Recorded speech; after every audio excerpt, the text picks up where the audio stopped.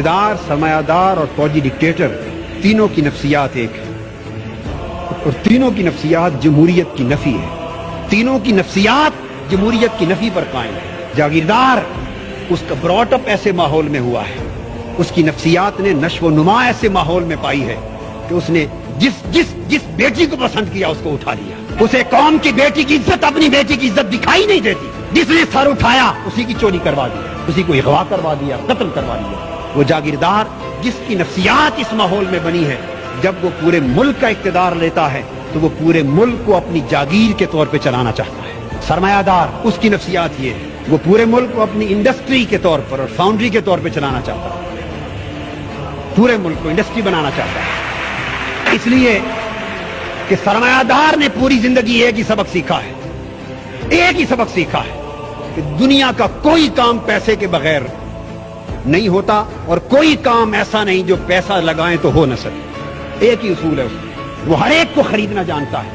एक चपरासी से लेकर बिजली की लाइनमैन तक, एक आईटीओ से लेकर इनकम टैक्स के कमिश्नर तक, उसने हर एक को पैसे से खरीदना सीखा है। जब वो मुल्क के इक़्तिदार पे आता है, वो सारे इदारे पैसे से खरीदना चाहता है। उससे पूरे के पूरे मुल्क का सिस्टम तबाह बर्बाद होता है। उसके ज़हन में भी जमहूरियत की नफी है। और फौजी डिक्टेटर उसने भी जिंदगी भर एक ही बात सीखी है कि जो हुक्म दूं आगे नो की किसी को जुर्रत ना हो। जब वो इक़्तिदार पर आता है तो वो पूरे मुल्क को बटालियन की तरह चलाना चाहता है।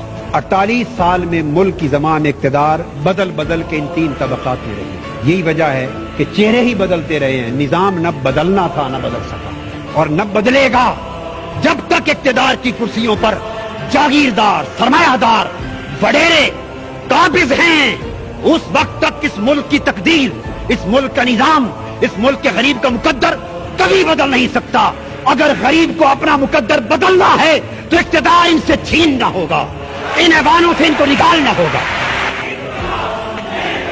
इनकलाब नारों से भी नहीं आएगा। इनकलाब खून मांगता है, खून मांगता है। इनकलाब कुर्बानियां मांगता है।